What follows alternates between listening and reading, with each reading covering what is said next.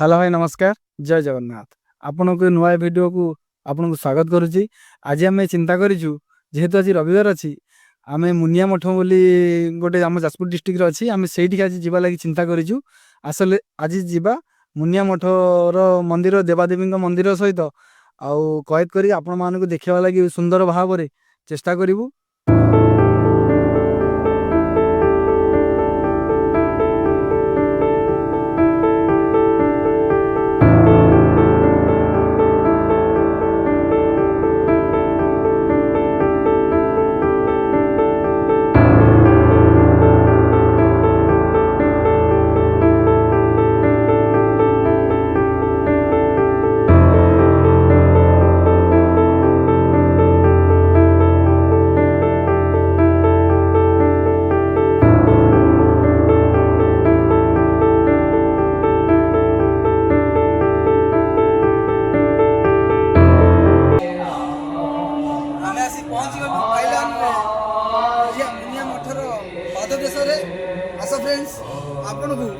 सौंदर्य पहाड़ भितर सौंदर्य मंदिर टे आपको देखा लगे आम चेष्टा करूँ। ये मुनिया मठर बहुत किंवदंती अच्छी। आस फ्रेंड्स। जय जगन्नाथ सांग माने आमे आज आसी पहुँची गलु से बहु पुरातन मुनिया मठरे जहाँकि जाजपुर जिला धर्मशाला ब्लॉक रगड़ीपसी ग्राम रे अवस्थित। यह आश्रमटी 1983 मसीह स्थापना करा जायतिला। यह आश्रमर प्रतिष्ठाता श्री श्री मौनानंद सरस्वती महाराज जी द्वारा प्रतिष्ठापन करा जायतिला। मंदिर प्रवेश नहीं शेष पर्यंत बहुत सुंदर प्रतिमूर्ति मान रही अछि।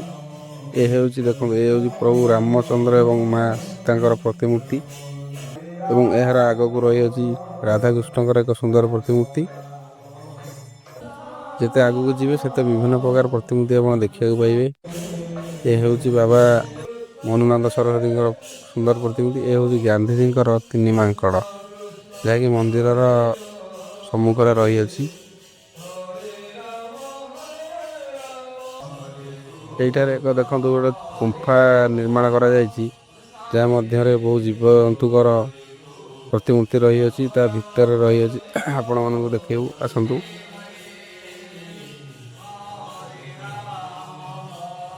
ये हूँ से परिवेश देखो केते सुंदर परिवेश यार चतुर्पार्श्व। ये हूँ से गुंफार भीतर दृश्य। यहीटारे देखु रही अछि विभिन्न जीवजंतुकर प्रतिमूर्ति। ये देखो एक साप एवं एक मांकड़ कदली धरिछि। ये देखो एक भालू एवं तार कड़ को लगी रही अछि। ये हूँ बाबाजी प्रतिमूर्ति। ये हूँ एक मंदिर सदृश कराई यार ऊपर रही अछि दुईटी हाथी रही अछंती। सुंड मध्य एक घंटी लगी रही अछि। ता मध्य एक मंदिर रही अछि ता भितर। ये हूँ हनुमान एक मंदिर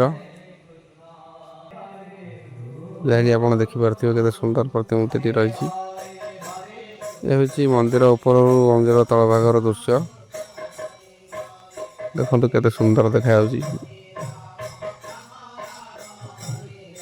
ये हूँ मंदिर ऊपर को जीवा रास्ता पाच। ये ऊपर को गले आप देखिपारे केते सुंदर एवं शांत परिवेश रही जगह। ये देखु एक स्वस्तिक चिन्ह रही अछि जहाँकि लता मध्यम रही अछि। ये हूँ मंदिर आश्रम जो बाबाजी मान विश्राम करते एवं रुहति।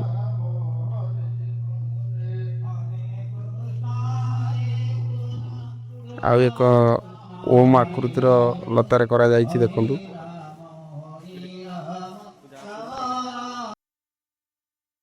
ଏଇଠାରେ ବାବାଙ୍କର କଠଉ ରଖାଯାଇଅଛି।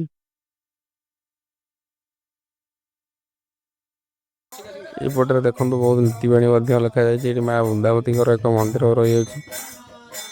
ଦେଖନ୍ତୁ ଏକ ମନ୍ଦିର ଶିବଲିଙ୍ଗ ଅଛି ଆରି ଭିତରେ।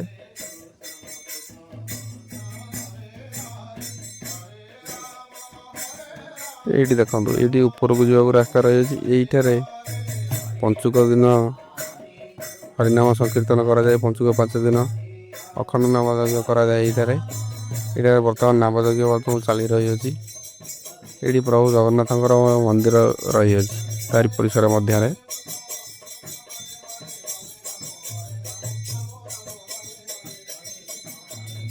ଏଇଠାରେ ବସିକିରି ସଂକୀର୍ତ୍ତନ ମଣ୍ଡଳୀ ଏବଂ ସାଧୁ ବାବାଜୀ ମଧ୍ୟ ଏଇଠାରେ ନାମ ଅହରାତ୍ର ଚାଲେ 5 ଦିନ। ପଞ୍ଚୁକ 5 ଦିନ ଏଇଠାରେ ନାମ ଯଜ୍ଞ ହୋଇଥାଏ। ଏଇଠାରେ ହେଉଛି ସେଇ ଅଷ୍ଟପ୍ରହର ନାମ ଯଜ୍ଞ ହେଉଥିବାର ପରିସରର ଚତୁଃପାର୍ଶ୍ୱ। ଏଠାରେ ଦେଖନ୍ତୁ ଆଉ ଏକ ମନ୍ଦିର ରହିଅଛି। ଏଠାରେ ବାବାଜୀଙ୍କ ଦ୍ୱାରା ଲେଖାଯାଇଥିବା କିଛି ନୀତିବାଣୀ, ଏହାକୁ ଆପଣ ଦେଖନ୍ତୁ ବହୁତ ମୂଲ୍ୟବାନ ନୀତିବାଣୀ ବାବାଜୀଙ୍କ ଦ୍ୱାରା ଲେଖାଯାଇଅଛି ଏଠାରେ।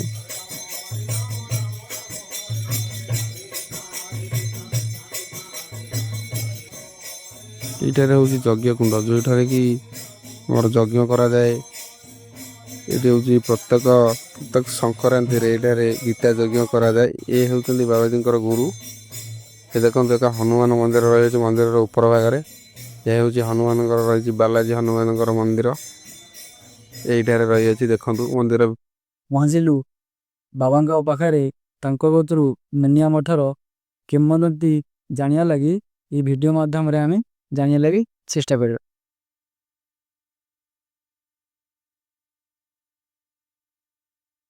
ଏ ଜାଗାର ମହାତ୍ମ ଅଲଗା ପ୍ରକାର। ଇଏ ହେଉଛି ଏ ଥିଲା ଗୋଟେ ଶ୍ମଶାନ ଭଳିଆ ଜାଗା। ତାକୁ ମୂଲ୍ୟ ବାବା ଆସିକିରି ଏ ଆଶ୍ରମରେ ଏଠି ପହଞ୍ଚିକିରି ଗୋଟେ ଆଶ୍ରମ ତିଆରି କଲେ। ଆଶ୍ରମ ତିଆରି କରିକରି ଆସ୍ତେ ଆସ୍ତେ ବଢ଼ି ଚାଲିଲା। ବାହାଦୁଆମାନେ ସବୁ ବାହାର ସବୁ ଆସି ପହଞ୍ଚିଲେ। ଏ ଜାଗା ବଢ଼ି ବଢ଼ି ଚାଲିଲା। ଆଶ୍ରମ ଆଜି ବଢ଼ି ଚାଲିଛି। ସେ ଲୋକମାନେ ବହୁତ ଆସୁଛନ୍ତି। ଖାଇବା ପିଇବା ଭଲ ମନ୍ଦ ସବୁ ଚାଲିଛି। ବାହାର ଲୋକ ସବୁମାନେ ଆସୁଛନ୍ତି। ଆମେ ସାଧୁ ସନ୍ଥମାନେ ସବୁ ପୁରୀ ଫୁରୀ ଅନ୍ନାରୁ ଏସବୁ ସାଧୁମାନେ ସବୁ ଆସୁଛନ୍ତି। ସାଧୁମାନେ ବି ରହୁଛନ୍ତି। ଏଇଭଳି ସବୁ ଚାଲିଛି। ଆଉ ବଣ ଆଉ ହବ ତା ଠିକ୍ ନାହିଁ। ଆଉ ଏ ସଂସାର କିଭଳି ରହିବ କ'ଣ କରିବ ତା ଆମେ ଠିକ୍ କରିପାରୁନୁ। ସାଧୁ ସନ୍ଥମାନେ ବି ଆଜି ବର୍ତ୍ତମାନ କାକୁସ୍ଥ ହେଇକି ଆମେ ବସିଛୁ। କିଛି ଚିନ୍ତା କରିପାରୁନୁ କ'ଣ ହବ ବୋଲି। ଏ ସଂସାର କିଭଳି ରହିବ କ'ଣ କରିବ। ଆଉ ଭଗବାନଙ୍କୁ ଆମେ ସବୁବେଳେ ଡାକୁଛୁ, ଭଗବାନ ଏ ସମସ୍ତଙ୍କର ମଙ୍ଗଳ କର। ସମସ୍ତେ ଭଲରେ ରୁହନ୍ତୁ। ପରିବାର ତାଙ୍କର ମଙ୍ଗଳ ରହୁ। ସବୁ ଏଇଭଳି ଆମେ ସମସ୍ତଙ୍କୁ ଡାକୁଛୁ ଭଗବାନ। ଏଇ ଦେଖନ୍ତୁ ସେ ମନ୍ଦିରର ପରିସର ଉପର ଭାଗରେ ରହିଥିବା ପରିବେଶଟି କେତେ ସୁନ୍ଦର। ଗଛଲତା ମଧ୍ୟରେ ପରିପୂର୍ଣ୍ଣ ଏହି ପରିବେଶ। ଆପଣ ଦେଖନ୍ତୁ ଏଇ ଯେଉଁ ମନ୍ଦିର ରହିଅଛି ଏରା ଉପର ଭାଗରେ ଏକ ମନ୍ଦିର ରହିଅଛି, ଯାହାକି ରଥ ସଦୃଶ ମନ୍ଦିର। ମନ୍ଦିର ଭିତରେ ବିରାଜମାନ କରିଛନ୍ତି ମହାଦେବ ଏବଂ ମାତା ପାର୍ବତୀ। ଏଇଟାରେ ଦେଖନ୍ତୁ ସେଇ ଯେଉଁ ମନ୍ଦିର ରହିଅଛି ତାର ସମ୍ମୁଖ ଭାଗରେ ବିଶ୍ରାମସ୍ଥଳୀ ରହିଅଛି। ଏ ହେଉଛି ସେଇ ମନ୍ଦିର ଏବଂ ତାର ଚତୁଃପାର୍ଶ୍ୱର ଦୃଶ୍ୟ। ଦତ୍ତାତ୍ରେୟଙ୍କର ଏକ ମୂର୍ତ୍ତି ରହିଅଛି, ପ୍ରତିମୂର୍ତ୍ତି। ଏଇଠାରୁ ଦେଖନ୍ତୁ ଆଗକୁ ଗଲେ ରହିଅଛି ବହୁତ କଳାକୃତି ଏବଂ ବହୁତ ସୁନ୍ଦର ପ୍ରତିମୂର୍ତ୍ତି। ଦେଖନ୍ତୁ ଆଗରେ ରହିଥିବା ପ୍ରତିମୂର୍ତ୍ତିଟି ଏକ ଆଶ୍ଚର୍ଯ୍ୟ ଏବଂ ବହୁ ବିରଳ ପ୍ରତିମୂର୍ତ୍ତି। ଏଇ ଯେଉଁ ପ୍ରତିମୂର୍ତ୍ତି ରହିଛି ଏହି ପ୍ରତିମୂର୍ତ୍ତିର ନାମ ହେଉଛି ନବଗୁଞ୍ଜର ବେଶ। ଏ ହେଉଛି ଶ୍ରୀକୃଷ୍ଣଙ୍କର ଏକ ଅବତାର। ଶାରଳା ଦାସଙ୍କ ମହାଭାରତରେ ଏହା ବିଷୟରେ ବର୍ଣ୍ଣନା କରାଯାଇଅଛି। 9 ପ୍ରାଣୀଙ୍କ ଶରୀର ମିଶି ଏହାର ଶରୀର ହୋଇଥିବାରୁ ଏହାକୁ ନବଗୁଞ୍ଜର ବେଶ କୁହାଯାଏ। ଦେଖନ୍ତୁ ଏଇ ଯେଉଁ ପ୍ରତିମୂର୍ତ୍ତି ରହିଅଛି ପଶୁ ପକ୍ଷୀ ଏବଂ ସରୀସୃପ ଶରୀର ମିଶିକିରି ଗଠନ ହୋଇଛି, ଯାହାକି ନବଗୁଞ୍ଜର ନାମରେ ନାମିତ।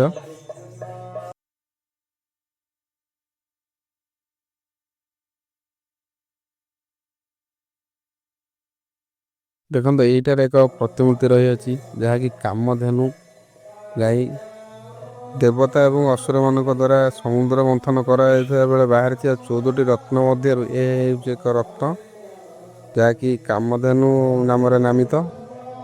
ଦେଖନ୍ତୁ ଏଇ ପ୍ରତିମୂର୍ତ୍ତିଟି କେତେ ସୁନ୍ଦର ହୋଇଛି ଏବଂ ତା ତଳେ ରହିଅଛି ଏକ ଶିବଲିଙ୍ଗ, ଯେଉଁଠାରେ କି କ୍ଷୀର ଡାଇରେକ୍ଟ ଶିବଲିଙ୍ଗ ଉପରେ ପଡ଼ୁଛି, କାମଧେନୁ ମା ଦେଉଛନ୍ତି। ଏବଂ କାମଧେନୁ ଗାଈ ଦେହରେ ସମସ୍ତ ଦେବାଦେବୀ ବାସ କରନ୍ତି ବୋଲି ମଧ୍ୟ ବହୁ ପୁରାଣରେ ବର୍ଣ୍ଣନା କରାଯାଇଅଛି। ଦେଖନ୍ତୁ ଆଉ ଏକ ପ୍ରତିମୂର୍ତ୍ତି ରହିଅଛି ମନ୍ଦିରର ପଛ ପାର୍ଶ୍ୱରେ। ଭକ୍ତ କିପରି ପ୍ରଭୁଙ୍କୁ ଆଲିଙ୍ଗନ କରିଅଛନ୍ତି ଶିବଲିଙ୍ଗକୁ। ଏଇଠି ଦେଖନ୍ତୁ ଆଗକୁ ଗଲେ ଏକ ମନ୍ଦିର ଅଛି, ମା ମଙ୍ଗଳାଙ୍କର ଏକ ମନ୍ଦିର ରହିଅଛି ଏଠାରେ। ମାଙ୍କର ଏକ ମନ୍ଦିର ରହିଅଛି। ଏ ବାବାଙ୍କର ଏକ ପ୍ରତିଛବି ଲାଗି ରହିଅଛି। ସ୍ୱାମୀ ଶ୍ରୀ ଶ୍ରୀ ମୌନାନନ୍ଦ ସରସ୍ୱତୀ ମହାରାଜ ଜୀ, ବହୁଲି 28/9/2015 ସୋମବାର, ହିନ୍ଦୁ ପୂର୍ଣ୍ଣିମା, ଭାଗବତ ଜନ୍ମଦିନ। ଏଇଠି ଦେଖ ଛୋଟ ଶିବଲିଙ୍ଗ ରହିଅଛି। ଦେଖନ୍ତୁ ଗୁମ୍ଫା ସଦୃଶ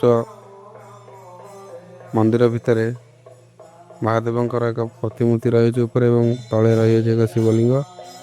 ଏ ହେଉଛି ସବୁଠାରୁ ବଡ଼ ମନ୍ଦିର ଏହି ପରିସର ମଧ୍ୟରେ ରହିଥିବା ମନ୍ଦିର ମଧ୍ୟରେ। ଏ ମନ୍ଦିରର ବହୁତ ସୌନ୍ଦର୍ଯ୍ୟପୂର୍ଣ୍ଣ ଭାବରେ କାମ କରାଯାଇଅଛି ଏବଂ ଏହାର ଚତୁଃପାର୍ଶ୍ୱରେ ବହୁତ ଦେବାଦେବୀଙ୍କର ମୂର୍ତ୍ତି ରହିଅଛି। ମନ୍ଦିରଟି ରଥ ସଦୃଶ କରାଯାଇଅଛି, ଚତୁଃପାର୍ଶ୍ୱରେ ଚକ ଲାଗିଅଛି। ଏହା ହେଉଛି ମନ୍ଦିରର ସମ୍ମୁଖ ପାର୍ଶ୍ୱ। ଦେଖନ୍ତୁ ଏଇଠୁ ଆପଣ ଭିତରକୁ ଗଲେ ଦେଖିପାରିବେ, ଏ ହେଉଛି ମହାଦେବଙ୍କର ଏକ ମନ୍ଦିର। ଏ ହେଉଛି ନନ୍ଦୀ ମହାରାଜ ଅଛନ୍ତି ସମ୍ମୁଖ ଭାଗରେ ଏବଂ ଏହାର ଆଗକୁ ଗଲେ ଆପଣ ଦେଖିପାରିବେ ମନ୍ଦିରଟି କେତେ ସୁନ୍ଦର ରହିଅଛି। ମନ୍ଦିରର ଭିତର ପରିସର ଦେଖନ୍ତୁ, ଏ ହେଉଛି ପ୍ରଭୁ ମହାଦେବ ଏବଂ ମା ପାର୍ବତୀଙ୍କର ପ୍ରତିମୂର୍ତ୍ତି ଏବଂ ତାର ଚତୁଃପାର୍ଶ୍ୱରେ ରହିଅଛି ନାଗର ମୂର୍ତ୍ତି ଏବଂ ବହୁ ଦେବାଦେବୀଙ୍କର ଛୋଟ ଛୋଟ ପ୍ରତିମୂର୍ତ୍ତି ରହିଅଛି ଏବଂ ଏକ ଶିବଲିଙ୍ଗ ରହିଅଛି ଆ ମଧ୍ୟରେ। ଏଇଠି ଦେଖନ୍ତୁ ଏକ ଗଛ ମୂଳେ, ନିମ୍ବ ଗଛ ମୂଳେ ଏକ ନାଗସାପ ଏବଂ ବାସୁଆ ବଳଦ ରହିଛନ୍ତି। ଏ ହେଉଛି ମନ୍ଦିରର ଉପର ଭାଗର ଦୃଶ୍ୟ। ଦେଖନ୍ତୁ ମନ୍ଦିରର ଉପର ଭାଗରେ ଏକ ଶିବଲିଙ୍ଗ କରାଯାଇଅଛି ଏବଂ ଏକ ନାଗସାପ ମଧ୍ୟ ଫଣା ଟେକି ରହିଅଛନ୍ତି ଶିବଲିଙ୍ଗଙ୍କ ଉପରେ। ଦେଖନ୍ତୁ ମନ୍ଦିରର ଦୂରରୁ କିପରି ଦେଖାଯାଉଛି। ଏ ହେଉଛି ମନ୍ଦିରର ଉପରୁ ନିଆଯାଇଥିବା କିଛି ଦୃଶ୍ୟ। ଦେଖନ୍ତୁ କେତେ ସୁନ୍ଦର ଦେଖାଯାଉଛି। ସମ୍ପୂର୍ଣ୍ଣ ମନ୍ଦିରଟି ବୃକ୍ଷଲତାରେ ପରିପୂର୍ଣ୍ଣ ରହିଅଛି। ବହୁତ ସୁନ୍ଦର ଏବଂ ଶାନ୍ତ ପରିବେଶ। ଏଇଠାରେ ବାବାଜୀ ମାନେ ତପସ୍ୟା କରନ୍ତି। ଏଇଠି ଦେଖନ୍ତୁ ଏକ ରହିଅଛି ଛୋଟ ପୁଷ୍କରଣୀ, ଏଠାରେ କି ପଦ୍ମର ଗଛ କିଛି ରହିଅଛି। ସମ୍ପୂର୍ଣ୍ଣ ମନ୍ଦିର ବୁଲି ସାରିବା ପରେ ଆପଣ ମନ୍ଦିରର ଉପର ଭାଗରେ ଥିବା ଏକ ପାହାଡ଼କୁ ଯିବେ, ଯେଉଁଠାରେ କି ରହିଅଛି ସପ୍ତ ଋଷିଙ୍କର ପ୍ରତିମୂର୍ତ୍ତି। ଏଇଠାରେ ଦେଖନ୍ତୁ ରହିଅଛି ସପ୍ତ ଋଷିଙ୍କର ପ୍ରତିମୂର୍ତ୍ତି। ଆକାଶରେ ଦେଖାଯାଉଥିବା ସପ୍ତଶ୍ରୀ ମଣ୍ଡଳ ପରି ଆକୃତିର ପ୍ରତିମୂର୍ତ୍ତି ସେହିପରି ସ୍ଥାନରେ ଏଠି ନିର୍ମାଣ କରାଯାଇଅଛି। ଋଷି ବଶିଷ୍ଠ ଏବଂ ଏ ହେଉଛି ଋଷି ପୁଲହଙ୍କର ପ୍ରତିମୂର୍ତ୍ତି। ଏଇ ଯେଉଁ ପ୍ରତିମୂର୍ତ୍ତିଟି ରହିଅଛି ଏ ହେଉଛି ଋଷି ପୁଲସ୍ତ୍ୟଙ୍କର ପ୍ରତିମୂର୍ତ୍ତି ଏବଂ ଏହି ପ୍ରତିମୂର୍ତ୍ତିଟି ହେଉଛି ଅତ୍ରି ଋଷିଙ୍କର ପ୍ରତିମୂର୍ତ୍ତି। ଏବଂ ଏଇ ଯେଉଁ ପ୍ରତିମୂର୍ତ୍ତିଟି ଆପଣ ଦେଖୁଛନ୍ତି ଏ ହେଉଛି ଋଷି କର୍ତ୍ତୃଙ୍କର ପ୍ରତିମୂର୍ତ୍ତି ଏବଂ ଏ ହେଉଛି ଋଷି ମରୀଚିଙ୍କର ପ୍ରତିମୂର୍ତ୍ତି। ଏ ହେଉଛି ଋଷି ଧ୍ରୁବଙ୍କର ପ୍ରତିମୂର୍ତ୍ତି, ଯାହାକି ଟିକେ ଛାଡ଼ିକିରି ରହିଅଛି। ଏହି ଆଶ୍ରମଟିର ବାର୍ଷିକ ଉତ୍ସବ ପ୍ରତ୍ୟେକ ବର୍ଷ ଧନୁ ସଂକ୍ରାନ୍ତି ଦିନ ପାଳନ କରାଯାଏ ଓ ଏହି ଦିନ ବହୁ ମୁନି ଋଷିଙ୍କର ଆଗମନ ହୋଇଥାଏ ଏବଂ ବହୁ ଆଡ଼ମ୍ବର ସହିତ ଏହି ଦିନଟିକି ପାଳନ କରାଯାଏ। ଏହିଠାରେ ଭିଡ଼ିଓଟି ଆପଣଙ୍କୁ ଭଲ ଲାଗିଥିଲେ ଭିଡ଼ିଓଟିକୁ ଲାଇକ୍ କରନ୍ତୁ ଏବଂ କିପରି ଲାଗିଛି କମେଣ୍ଟରେ ଜଣାନ୍ତୁ। ଚ୍ୟାନେଲଟିକୁ ଯଦି ପ୍ରଥମ ଥର ଆସୁଛନ୍ତି ଚ୍ୟାନେଲଟିକୁ ସବସ୍କ୍ରାଇବ୍ କରନ୍ତୁ। ଜୟ ଜଗନ୍ନାଥ।